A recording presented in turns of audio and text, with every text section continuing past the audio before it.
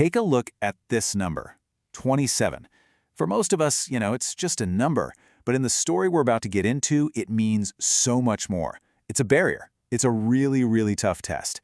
Yeah, that's what it stands for, rejections. 27 times the answer was a flat no. 27 different times, a door was slammed shut.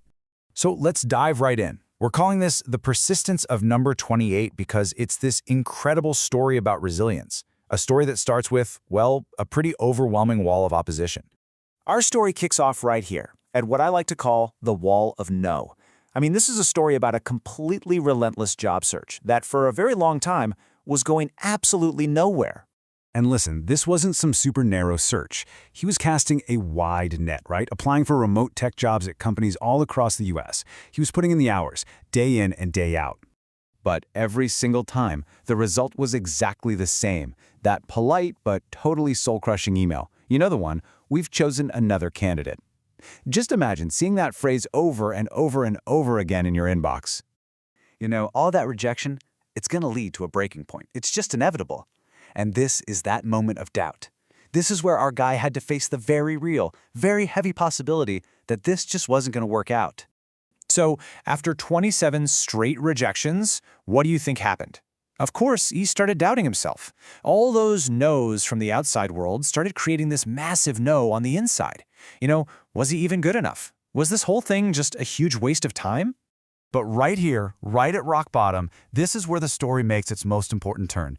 It's the decision to act. It's that moment where he chose to get better, not to just give up.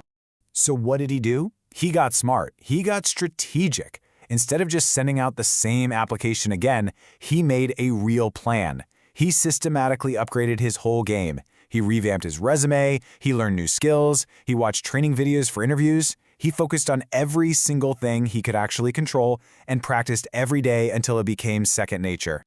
And this right here, this shows a totally new mindset. He broke that painful cycle of apply, get rejected, repeat, and started a new one.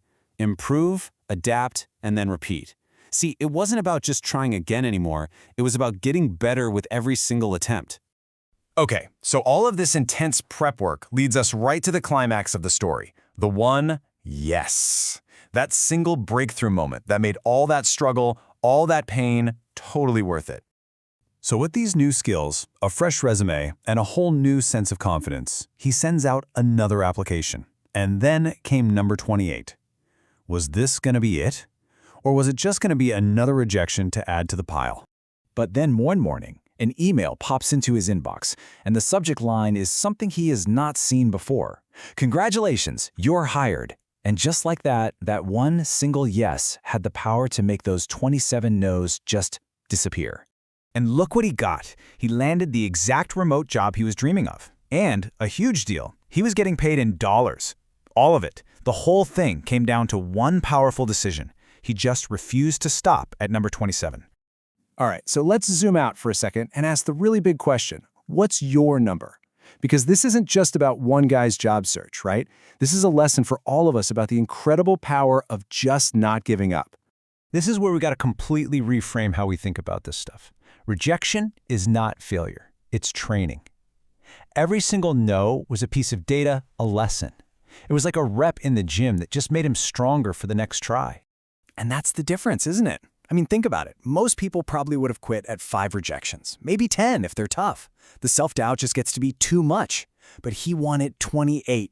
That huge gap between 5 and 28, that's where most dreams die. But for him, that's exactly where his came true. So we're going to leave you with this one thought. This whole story really just boils down to one question you've got to ask yourself. How many rejections can you survive?